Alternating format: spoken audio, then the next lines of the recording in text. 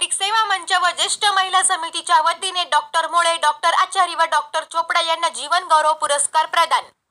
कोपरगाव ज्येष्ठ नागरिक सेवा मंच व ज्येष्ठ महिला समिती आयोजित जीवन गौरव पुरस्कार 2025 चे आयोजन करण्यात आले होते।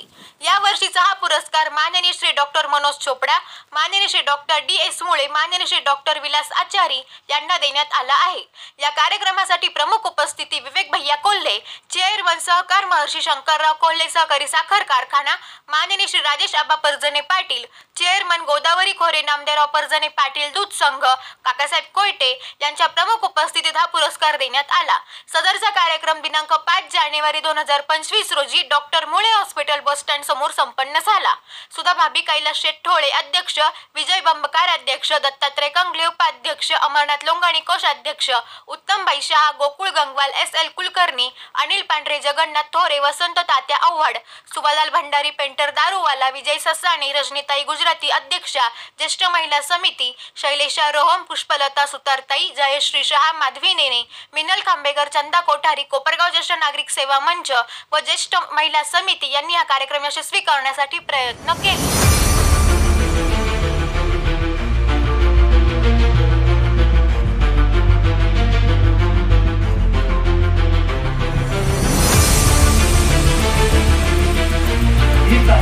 गुजराती या वकील माणसांनी ही व्यापाऱ्यांना एकत्र धरून केलेली आहे।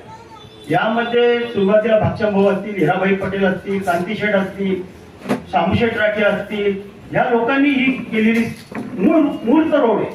दत्तोबा कंगले असतील, रजनीताई गुजराती असतील, या लोकांनी ही संस्था मूळ त्याची रूपांतर केलेलं आहे। मी नंतर 17 वर्षानंतर मी भाक्षभाऊ बरोबर आलेलो आहे, परंतु सुरुवातीपासून या संस्थेला डॉक्टर मुळेंनी खरं यश दिलं आम्हाला। त्या ठिकाणी तुमच्या डोळ्याच्या नंबरची तपासणी होते, डोळ्यांचे ऑपरेशन 400 लोकांचे मोतीबिंदूचे शिबिराचे ऑपरेशन त्यांचे फ्री मध्ये करून दिलेले, त्यांना नेता, जेवणाची सोय, खाण्याची परत आणून पोहोचवतात। तर हे ज्येष्ठ नागरिक सर्व कार्यकर्ता तर आमच्या कार्यकारिणीने आज जे 3 झोन निवडले, तुम्ही जे त्यांच्या तिघांकरता जे प्रेम देण्याकरता इथं आलात, म्हणून मी तुमचं अभिनंदन करतो आणि तुमचे आभारही मानतो की ज्येष्ठ नागरिकवर असंच तुम्ही नेहमी प्रेम ठेवा आणि सगळ्या कार्यक्रमाला आम्हाला साथ द्या। मी हे बोलून माझे 2 शब्द संपवतो।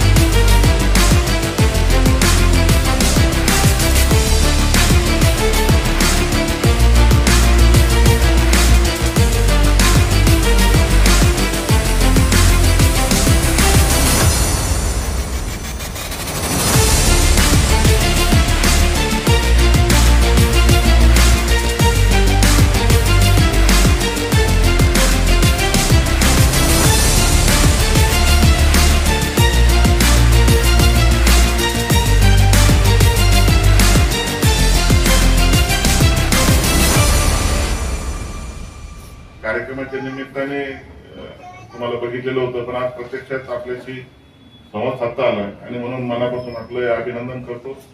आपण ग्रामीण भागातून येऊन एवढं यश संपादन केलं आणि एवढं यश संपादन केल्यानंतर सुद्धा तुम्ही आज जमिनीवर पाय ठेवणार, त्याचं आज थोडंफार यश मिळालं, नाव व्हायला लागलं तर लोक हवेत जातात। आमच्या रचनेत म्हटलं तर आम्ही एखाद्या गावाचा ग्रामपंचायत सदस्य सरपंच झालो आमची राहणीमान बदलून जाते, आम्ही हवेत राहतो।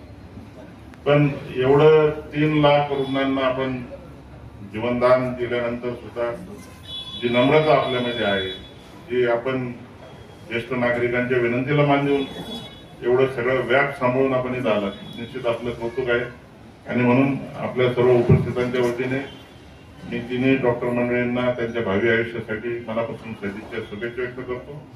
अशीच रुग्ण सेवा आणि समाजसेवा आपल्या हातून घडत जावं हीच अपेक्षा आणि हीच सदिच्छा आणि हीच प्रार्थना ताईंच्या चरणी मी व्यक्त करतो। ज्येष्ठ नागरिक मंचाने माझा मान सन्मान केला, आदर सत्कार केला, त्याबद्दल निश्चितपणे त्यांच्या ऋणात मी राहून माझे सत्कार तर निश्चितपणे योग्य आहे। मुळे म्हणजे कोपरगावची जीवनरेखा आहे, लाईफलाईन ज्याला म्हणतो। कोपरगावच्या हजारो रुग्णांना आपल्या मुलांनी योगदान दिलेलं आहे। त्यांचीच परंपरा, त्यांची मुलं सुना ते पुढे चालवत आहे. ते मुळे खरं एकटे मुळे नाही, या मुळे कुटुंबियांचा जीवन गौरव केला पाहिजे. जीवन गौरव असं म्हणतात की एखाद्या माणसाला निवृत्त करायचं असं तर त्याचा जीवन गौरव करावा. पण डॉक्टर साहेब, तुम्ही अजिबात निवृत्त होऊ नका, आम्ही तुम्हाला निवृत्त होऊ देणार नाही. शेवटी संकेत आले काही पुणे आले, आम्हाला डॉक्टरांशी बोलल्याशिवाय बरं वाटत नाही. तेव्हा तुम्ही असंच नेहमी कार्यरत राहिलं पाहिजे अशी अपेक्षा कोपरगावकरांच्या वतीने व्यक्त करतो. डॉक्टर आचार्य फॅमिलीबद्दलही बोललं गेलं.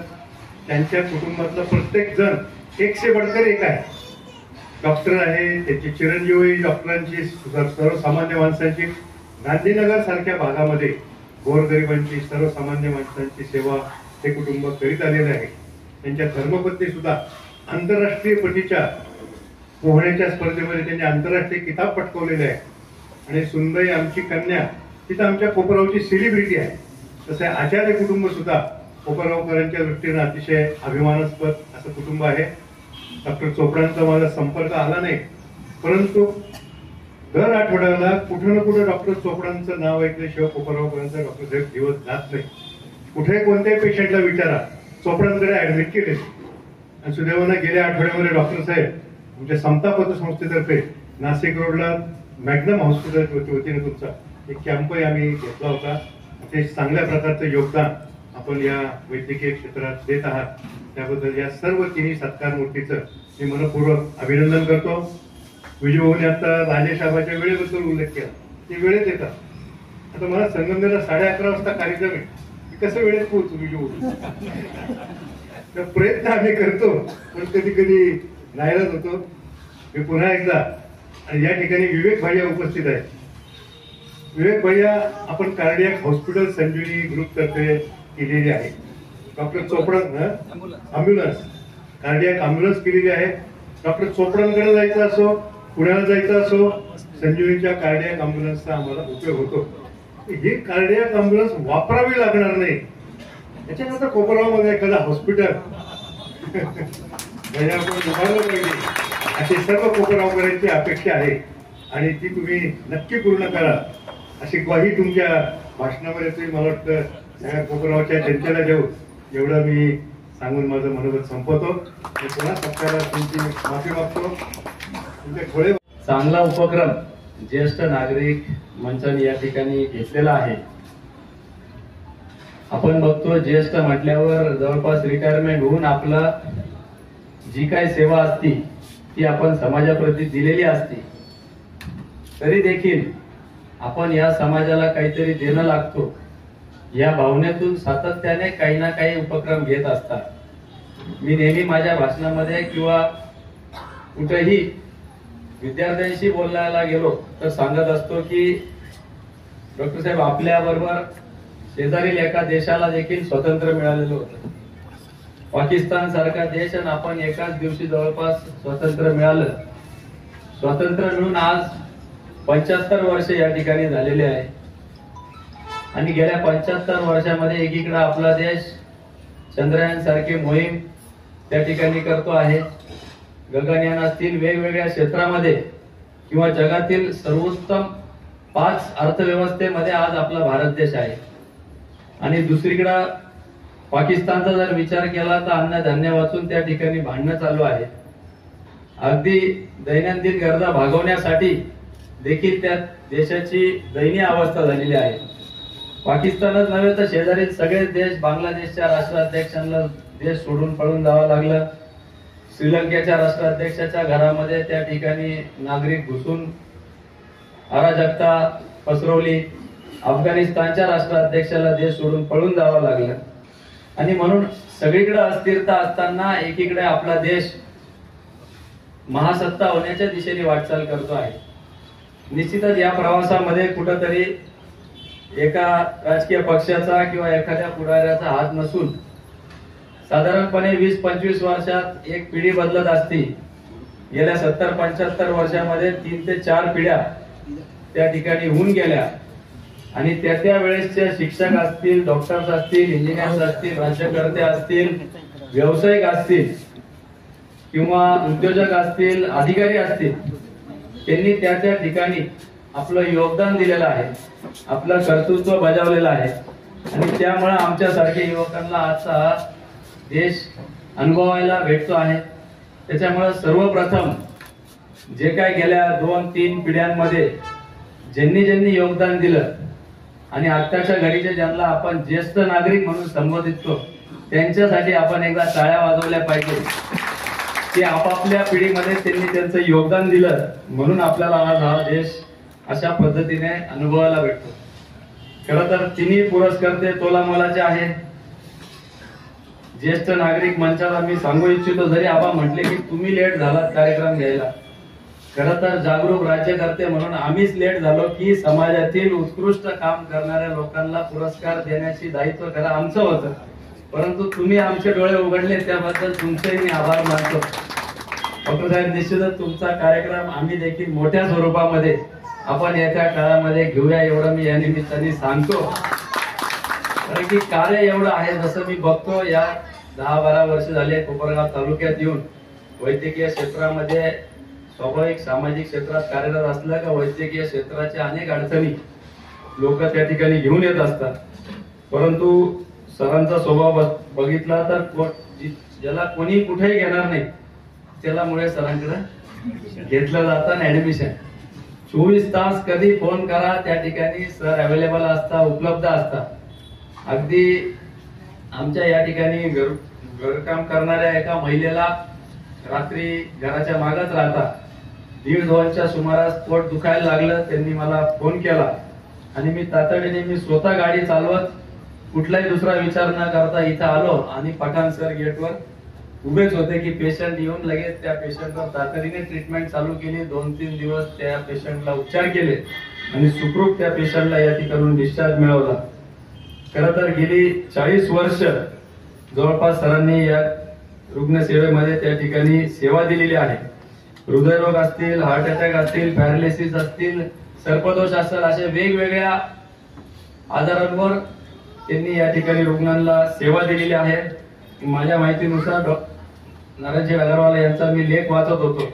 76,000हून अधिक रुग्ण सर आपण आपल्या या रुग्ण सेवेतून बरे केलेले आहे. हा काही छोटा आकडा नाही. अनेकदा आम्हा राजकीय मंडळींना तेवढे मतदान मिळवायला सुद्धा फार हातापिता करावा लागतो आणि म्हणून बऱ्यामुळे सर आमच्या राजकीय क्षेत्रात नाहीये, नाहीतर न प्रचार करतच ते या ठिकाणी निवडून आले असते. असो, पण गेले अनेक वर्ष सरांनी त्या ठिकाणी सेवा दिलेली आहे. खरं तर शिक्षण घेतलं तर आपण अनेकदा बघतो की शिक्षणातून 2 संधी आपल्याला असती, एक तर व्यवसाय करण्याची आणि एक सेवा देण्याची.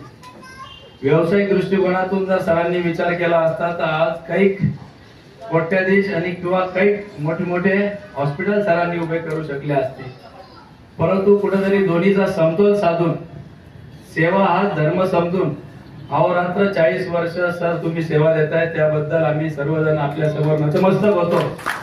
आपल्या कार्याचं कौतुक करावं तेवढं कमी आहे. मी आमच्या सगळ्या खरं तर उपस्थितांच्या वतीने आपल्याला शुभेच्छा देतो. आणि दुसरं नुसतं सेवाच दिली नाही, सरांनी देखील स्वतःचं आरोग्य अतिशय उत्तम ठेवलेलं आहे. अनेकदा आपण बघतो की व्यवसायामध्ये आपण स्ट्रेस असतो, अनेक इमर्जन्सी पेशंट्स असतात, पण कुठेही न डगमगता त्या ठिकाणी सेवा देत आहे. त्यांच्या पश्चात संकेत सर असतील, त्यांच्या सुनबाई असतील, हे सर्वच त्यांचा हा वारसा पुढे चालवत आहे. परंतु अनेकदा पेशंटला मी सांगितलं की संकेत सर येऊन गेले त्यानंतर तुम्ही मोठ्या सरांशी एकदा बोला, कारण त्यांचे 2 प्रेमाचे शब्द जरी पेशंटच्या कानावर पडले तरी ते औषधांपेक्षा ते शब्द त्यांना बरा होण्यामध्ये काम करतात. आणि असं चांगलं काम त्यांनी गेल्या काही वर्षांमध्ये या ठिकाणी केलेलं आहे. त्याचप्रमाणे आता मुळे सरांचं मल्टी स्पेशालिटी हॉस्पिटल आहे. सगळ्या वक्त्यांनी माझ्या आधी त्यांचं भरपूर असं कौतुक केलेलंच आहे. परंतु करोना महामारीमध्ये जेव्हा सगळं जग आपला जीव वाचवण्याकरता खोलीमध्ये कोंडून त्या ठिकाणी स्वतःला ठेवत होतो, अशाही परिस्थितीमध्ये सरांनी या ठिकाणी आपलं हे कर्तव्य आहे हे समजून अहोरात्र रुग्ण सेवा त्या ठिकाणी दिली. आणि एवढंच नव्हे तर तुटपुंज त्या ठिकाणी व्यवस्था होती, बेड शिल्लक नसायचे, अनेकदा पेशंट ऍडमिट होत नव्हते, कुठेतरी ऍडजस्टमेंट करून त्यांच्या या ठिकाणी त्यांनी सेवा दिली. परंतु आम्ही जेव्हा संजीवनी उद्योग समूहाने निर्णय घेतला की आपण 450 बेडचा कोविड केअर सेंटर आणि 50 बेडचा अतिदक्षता विभाग त्या ठिकाणी काढायचं आणि म्हणून रजिस्ट्रेशन करायला कोणत्या तरी MD डॉक्टरची त्या ठिकाणी सर्टिफिकेटवर गरज होती. आमच्या यंत्रणेतून मला कल्पना नाही, पण अनेक लोकांना त्या ठिकाणी संपर्क केला असावा. परंतु अशा परिस्थितीमध्ये जर काही कमी जास्त झालं तर त्याचं नाव किंवा त्याची अडचण आपल्याला येऊ शकते, म्हणून अनेकांनी थोडासा हात आखडता घेतला. पण सरांना एकच फोन केला आणि सरांनी सगळ्या कागदांवर सही करून आणि त्यांनी केलेल्या सहीमुळे आम्हाला त्या ठिकाणी 650 बेडचं डेडिकेटेड कोविड केअर सेंटर उभारता आलं आणि हजारो रुग्ण त्या ठिकाणी बरे होऊन गेले. सरांचं मोलाचं मार्गदर्शन आमच्या सगळ्या टीमला त्यावेळेस मिळालं, म्हणून ते करणं आम्हाला शक्य झालं. त्याचबरोबर डॉक्टर मनोजी चोपडा सरांना देखील आज आपण या ठिकाणी जीवन गौरव पुरस्कार दिलेला आहे. मी आल्या सरांना बघितलं, म्हटलं अजून सर अजून तसे तुलनेने युवक आहे, तुलनेने युवक दिसतात म्हटलं, परंतु लवकर जीवन गौरव पुरस्कार दिलेला आहे. आणि माझ्या मते आताच काही दिवसांपूर्वी सर आपल्याला सरदार वल्लभभाई पटेल पुरस्कार देखील असा प्रतिष्ठित असा सन्मानित पुरस्कार देखील सरांना मिळालेला आहे. म्हणजे मला आता राजेश खन्नांचा तो एक राजेश खन्नांचा आहे का कोणाचा आहे भावी मला करेक्ट करा. बाबू मुशाय काय ते जिंदगी लंबी नाही बडी होनी चाहिए त्या युक्तीप्रमाणे हा पब्लिशन मध्ये आनंद पिक्चरला राहिला आहे. म्हणून किती वर्ष आपण जगलो त्याच्यापेक्षा जगलेल्या आयुष्यामध्ये किती कार्य आपण केलं याला महत्व आहे. आणि त्याचं उत्तम उदाहरण म्हणजे डॉक्टर चोपडा सर यांनी कमी वयामध्ये कमी कालावधीमध्ये जीवन गौरव पुरस्कार मिळवला. हे निश्चितच सर म्हणजे एकाच आयुष्यामध्ये तुम्ही 2 किंवा 3 आयुष्य जगताय असं मी समजतो. आणि तुमच्या हातून अजून भरपूर सेवा घडणं या ठिकाणी शिल्लक आहे. आपलं नाव देखील आधीचे वक्ते म्हटल्याप्रमाणे कायम मुळे सरांकडे किंवा कुठेही गेलं की डॉक्टर चोपडांकडे हलवा लागेल असं आम्हाला निरोप येत असतो. आणि आज सरांचं देखील या निमित्ताने भेट झाली. चांगल्या पद्धतीने सर आपण देखील कार्यरत आहात. आपल्याही कार्याला मी शुभेच्छा देतो. साई संस्थांसारख्या किंवा वोकाट सारख्या हॉस्पिटलमध्ये आपण कार्यरत राहून रुग्ण सेवा दिलेली आहे. आपल्या हातून देखील 40-50 हजारांहून अधिक बरोबर आहे 3 लाख शस्त्रक्रिया किती झाल्या 72,000 शस्त्रक्रिया झाली. त्यांच्यासाठी एकदा टाळ्या वाजवल्या पाहिजे. बरं ही सगळी मंडळी प्रसादराव राजकारणात नाही येत बरं आहे कारण की 72,000 शस्त्रक्रिया म्हणजे हा एक वेगळा उच्चांक आहे आणि विक्रम म्हणायला तरी हरकत नाही.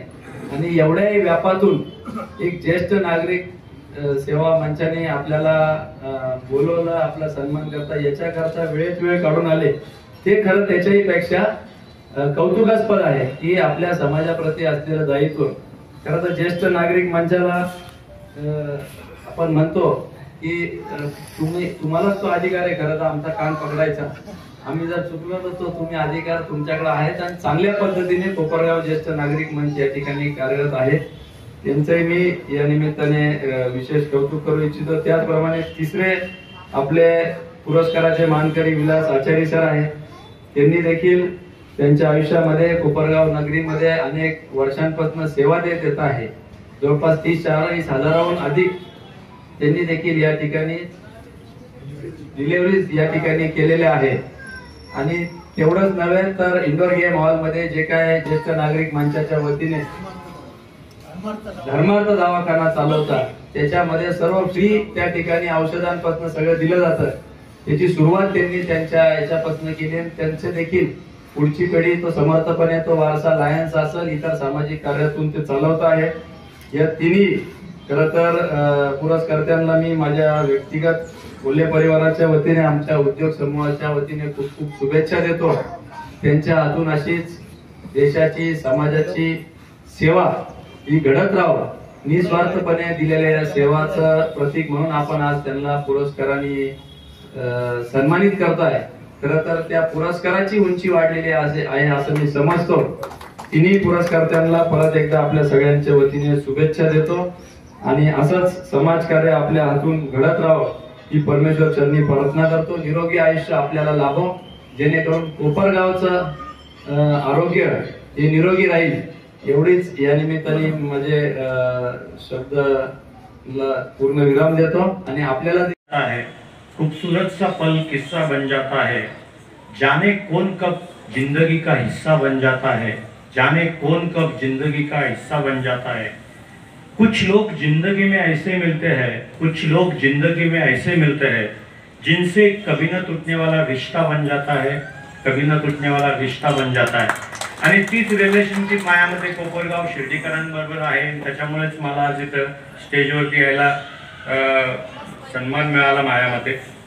आणि जसं ते डॉक्टर मुळे, डॉक्टर गौरव, बाकी कोल्हेकर, तुम्ही सिनियर लोक आहात ज्यांनी आपल्या आयुष्यात बऱ्याचशा गोष्टी घडलेल्या आहेत किंवा घडून आणल्या आहेत. त्याच्याकरता मी एक शेर सांगतो की यश मिळण्याकरता कधी कधी या सगळ्या गोष्टींमधून आपण जातो. है समय नदी की धारा, है समय नदी की धारा, जिसमें सब कुछ बह जाता है, जिसमें सब कुछ बह जाता है, वेळ कोणाकरताही थांबत नाही. हा त्याचा अर्थ आहे. है समय बड़ा तूफान, है समय बड़ा तूफान, जिसमें प्रबल पर्वत हिल जाया करते हैं, जिसमें प्रबल पर्वत हिल जाया करते हैं. अक्सर दुनिया में लोग चक्कर खाया करते हैं, अक्सर दुनिया में लोग चक्कर खाया करते हैं, और कुछ ऐसे होते हैं जो हाथ मिलाकर इतिहास बनाते हैं, इतिहास बनाते हैं. डॉक्टर मुळे, डॉक्टर आवारी हे तुम्ही सगळे ज्येष्ठ नागरिक ज्यांनी आपल्या आयुष्यात बऱ्याचशा गोष्टी अचीव केल्या, त्यांच्याकरता हा शेर होता माझ्यामध्ये.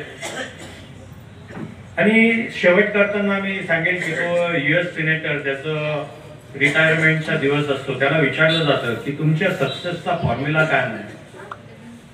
तर तो एक वाक्यात म्हणतो जजमेंट. तर तिथे ते पत्रकार बसलेले असतात. तर तो म्हणतो की व्हॉट टाईप ऑफ जजमेंट, असं मला एक जण पुढच्या लाईनीतनं विचारतो. तो म्हणे गुड जजमेंट. तो एक मागचा पत्रकार त्याला विचारतो but how did you get the good judgment. तर सिनेटर म्हणतो बॅड जजमेंट. तर तो पुन्हा पत्रकार विचारतो but how did you decide that it's a bad judgment. तो म्हणतो एक्सपिरियन्स.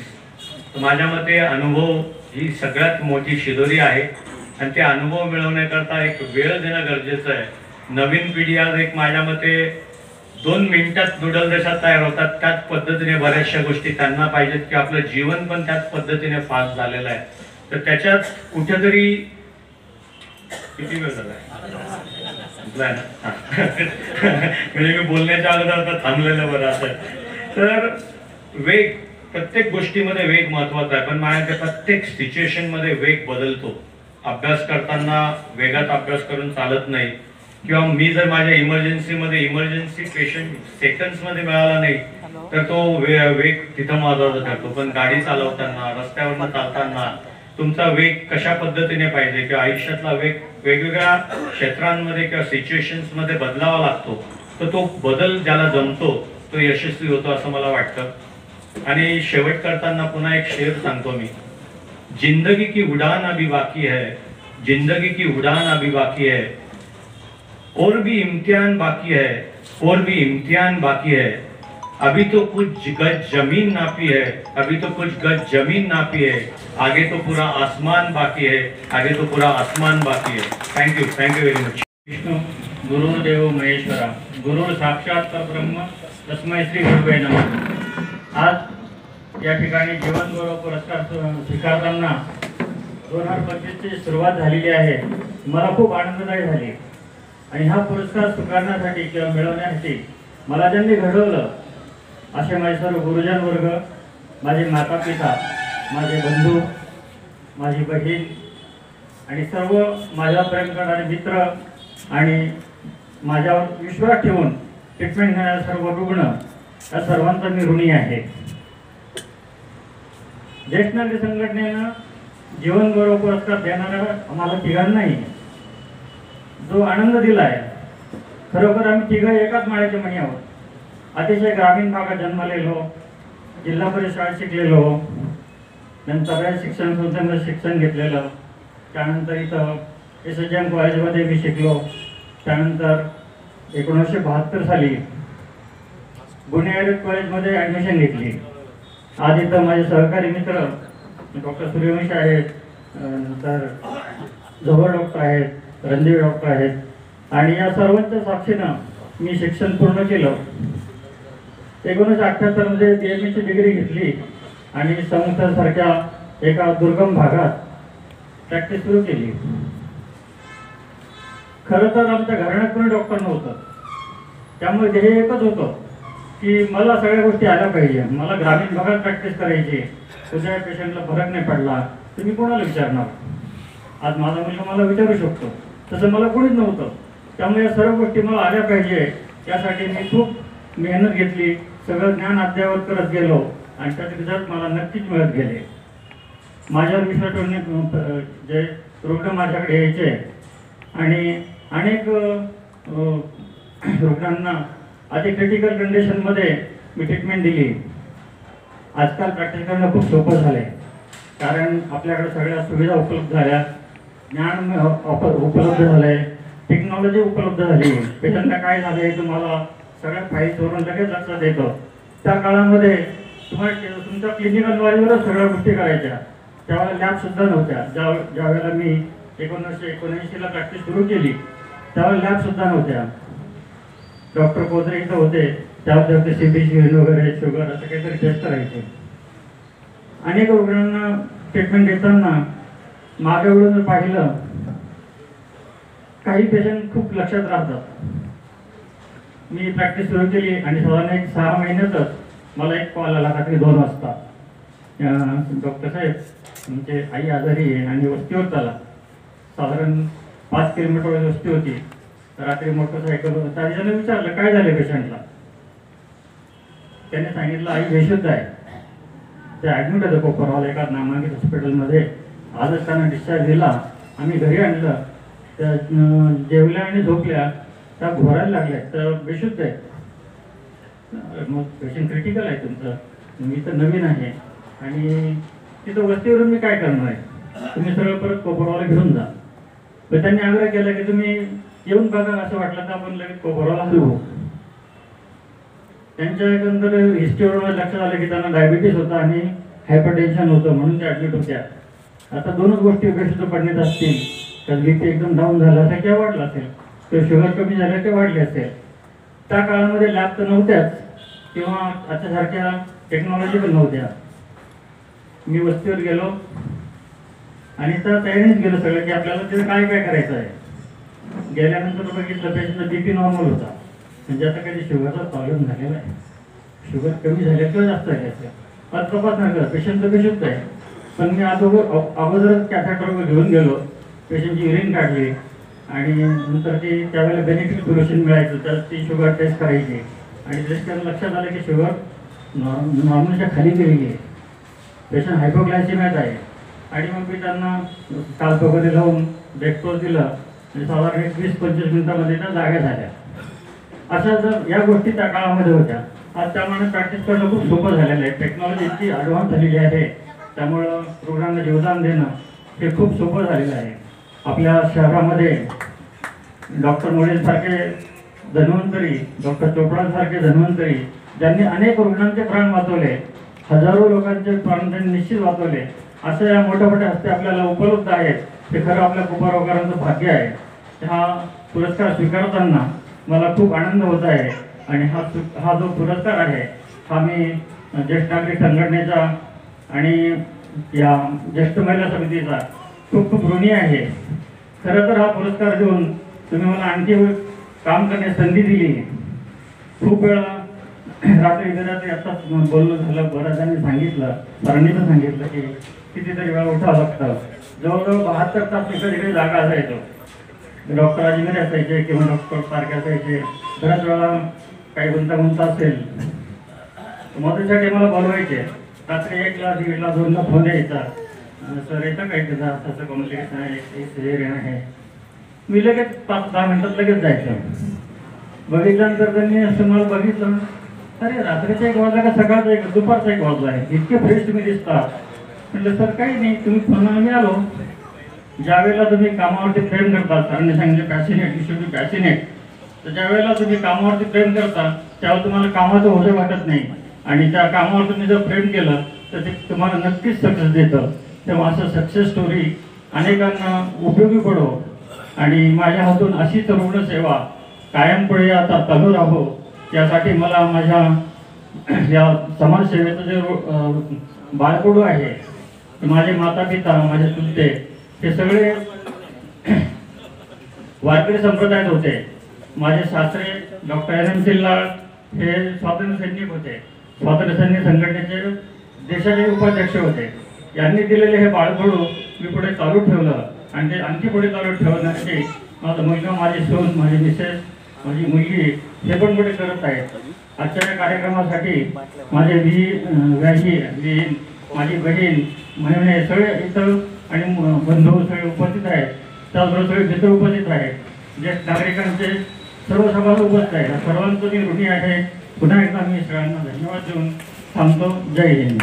पुरस्कार कसे मिळतात हे आपल्या सर्वांना माहिती आहे. जीवन गौरव पुरस्कार हे सेल्फ स्पॉन्सर्ड असतात. स्वतः पैसे भरायचे, दिल्लीला, बेंगलोरला, हैदराबादला जाऊन स्वतः स्वीकारायचे. कैलास शेठला हसू यायला लागलं, त्यांना कळलं मला का म्हणायचं. तर हे पण हा पुरस्कार हा ज्येष्ठ सेवा मंचाने आयोजित केलेला आहे. ज्याचे मेंबर्स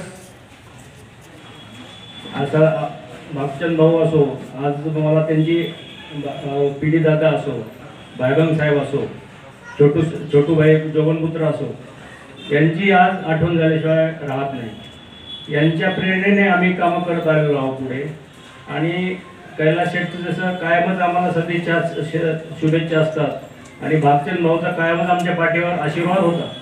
सर्व सिनियर मेंबरचा आमच्या पाठीवर आशीर्वाद होता. म्हणून आम्ही IMA तर्फे, मुळे हॉस्पिटलतर्फे, कोपरगाव म्युनिसिपल हॉस्पिटलतर्फे प्लास्टिक सर्जरी सारखे शिबिरं जे रवींद्र ताळ लुधियानाहून देऊन करायचे, त्यांना आम्ही इन्फ्रास्ट्रक्चर नसताना बेसिक नेसेसिटीज आम्ही पुरवायचो. आणि भागचंद शेठ, कैलास शेठ यांनी पूर्ण ज्येष्ठ सेवा नागरिक मंच आमच्या पाठीशी भक्कमपणे उभा राहायचा. त्यामुळे आम्ही हे सर्व काम करू शकलो. त्याबद्दल मला सर्वप्रथम आनंद वाटतो. दुसरी गोष्ट म्हणजे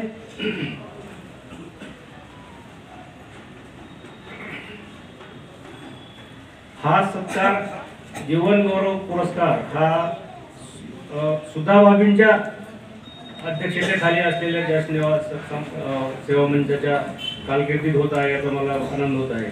भागचंद भाऊंचं तशी खूप इच्छा होती, पण कैलास शेठच्या मार्गदर्शनाने सुधा भाभी अध्यक्ष असताना हा सत्कार होतो हे याचा मला भरपूर आनंद आहे. मंचावरील इथं मंचावरील जेवढे जमलेले मुख्य अतिथी आहेत त्यापैकी आशुतोष दादा येऊ शकले नाहीत काही कारणानं. तर त्यांचे मोठे काळेसाहेब, अशोकदादा काळेसाहेब, आशुतोषदादा काळेसाहेब, मोठे कोल्हे साहेब, त्यांची पूर्ण फॅमिली, बिपिन दादा, नितीन दादा, विवेक भैया, त्यांची म्हणजे कोल्हे साहेब असो, काळेसाहेब असो, परजने साहेबांचं, काका कोयटेंचे, कंगले साहेबांचं, भागचंद भाऊची फॅमिली असो, कांतीशेठ अग्रवालची फॅमिली असो, बजाज सरांची फॅमिली असो, उत्तमभाई शहा, SL कुलकर्णी, माधवराव देशमुख साहेब आणि इथं जमलेले असंख्य इथं शेकडो फॅमिली मेंबर्स या मी जोडलेला आहे की त्यांच्या 2 ते 3 पिढ्याच्या वर मी ट्रीटमेंट केलेली आहे. आणि मला खूप आनंद होतो की या फॅमिलीच्या मिनिमम 3 पिढ्या तरी मी ट्रीटमेंट केलेली आहे. आणि मला त्यांच्या फॅमिलीचा एक सदस्य बनवून राहण्याचा जो योग आला, त्यांना ट्रीटमेंट करण्याचा जो योग आला, त्यांना माझ्या फ्रॅटर्निटीचे सल्ले सोडून मार्गदर्शन करण्याचा जो योग आला, त्यांचा विश्वास संपादन करण्याचा योग आला, त्याबद्दल मी सर्वप्रथम आनंदी आहे. कोपरगावमध्ये आले असताना सर्वप्रथम सगळ्यांना माहीत आहे की शिवाजी रोड आणि दंडोती बिल्डिंगमध्ये मी 4 वर्ष तिथं जवळजवळ काम केलं. त्याच्यानंतर SG विद्यालयाच्या समोर जवळजवळ 30 ते 31 वर्ष तिथं काम केलं, SG विद्यालयाच्या हॉस्पिटल समोर. आणि आता इथं आपण आता जवळजवळ 5 वर्ष या फेब्रुवारीमध्ये होती इथं. तर हे काम करत असताना DT अडा गुरुजी यांच्या इच्छेनं मला पहिली जागा मिळाली. तेव्हा पिढी दादा गुजराती असो, वामनराव दंडोते त्यांची फॅमिली, वसंतराव दंडोते, सुधाकर दंडोते यांचं खूप कॉपरेशन झालेलं आहे.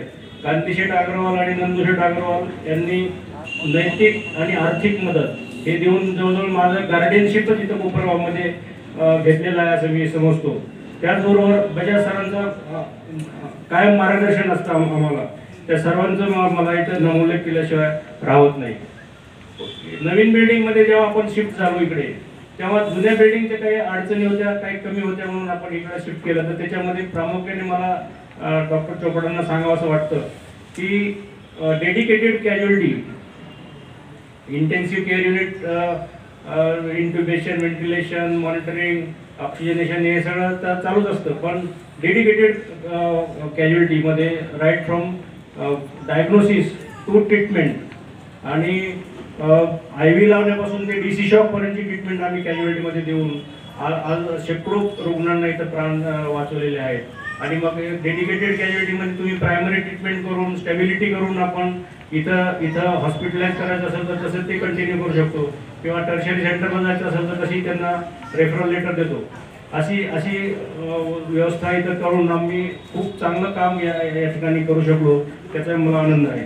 क्रिटिकल केअरमध्ये काम करत असताना आपल्या सर्वांना माहिती आहे क्रिटिकल केअर म्हणजे काय असतं. काय जेव्हा पेशंट अत्यावस्था असतो, जेव्हा पेशंट टिकेल का नाही अशी पॉसिबिलिटी असते, तर त्याला क्रिटिकल केअर म्हणतात. तर त्याचे डिरेंज पॅरामीटर, ब्लड प्रेशर कमी झालेलं आहे, श्वास घ्यायला त्रास होतो आहे, डिहायड्रेशन झालेलं आहे आणि सेप्सिसमध्ये आहे पेशंट, ऑक्सिजनेशनची गरज आहे. अशा पेशंटला सपोर्टची जेव्हा गरज असेल, लाईफ सेव्हिंग सपोर्टची जेव्हा गरज असते, त्याला क्रिटिकल केअर म्हणतात. आणि डिरेंज पॅरामीटर्स हे स्टेबिलाइज कसे करायचे.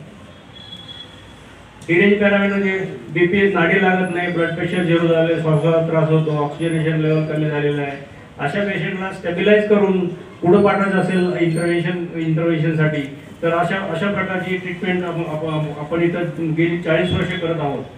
टाईम इज मनी असं आपल्याला लहानपणी शिकवायचे आपल्या शाळेमध्ये, पण आमचे प्रोफेसर आम्हाला शिकवताना सांगत की टाईम इज मनी हे वास्तविक जीवनामध्ये बरोबर असेल, पण मेडिकल शास्त्रामध्ये time is life and time is muscle. तर टाईम वेळेवर किती ट्रीटमेंट करता तुम्ही.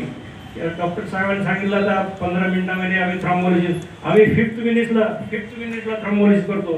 डॉक्टर कैलास सेठ आणि मला वाटतं इथं बरेचसे जवळजवळ 25 असे पेशंट आहेत माझ्यासमोर की ज्यांचं आम्ही टाईमली इंटरव्हेन्शन करून थ्रॉम्बोलिसिस केल्यामुळं 50% of the patient were negative angio after coronary angiography. त्याचा मला खूप आनंद होतो. 25 वर्षों से ज्येष्ठ नायक सेवा मंच सुचारू रूप से काम कर रहा है और उसमें आप सब लोगों का बहुत बड़ा सहयोग और योगदान है और आगे भी आप सब लोग ऐसा ही सहयोग करेंगे ऐसी मैं उम्मीद करती हूँ. और प्रधानमंत्री मोदी जी ने भी कहा है सबका साथ सबका विकास. बस ये ध्यान में रखते हुए आप हमेशा हमको सहयोग करेंगे ऐसी उम्मीद करती हूँ. आज हम सब लोग जीवन गौरव पुरस्कार के लिए एकत्रित हुए हैं. मैं गाने के रूप में डॉक्टर के लिए कुछ बोल रही हूँ. प्लीज.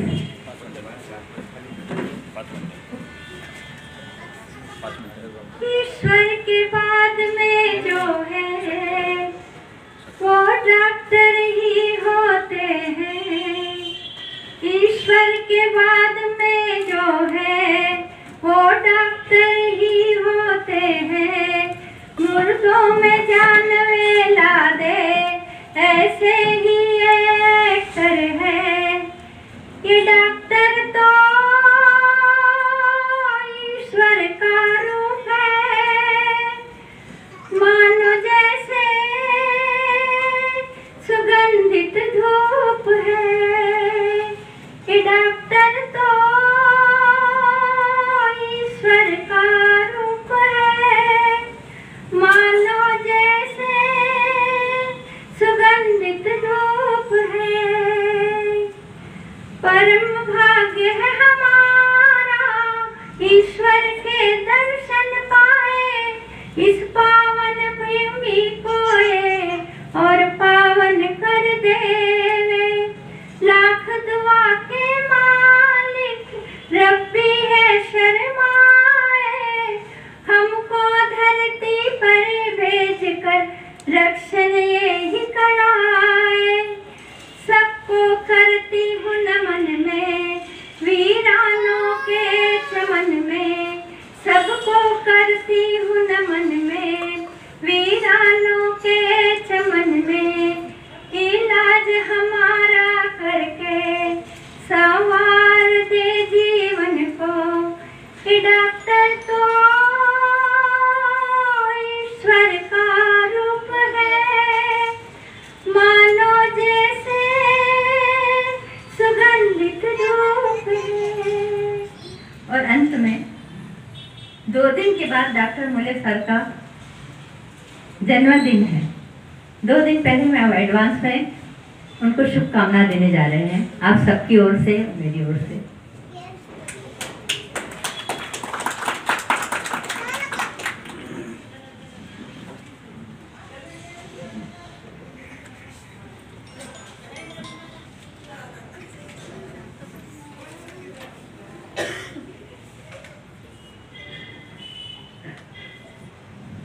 सॉरी। मुबारक मुबारक मुबारक मुबारक मुबारक मुबारक मुबारक मुबारक मुबारक हो तुमको जन्मदिन तुम्हारा, सदा खुश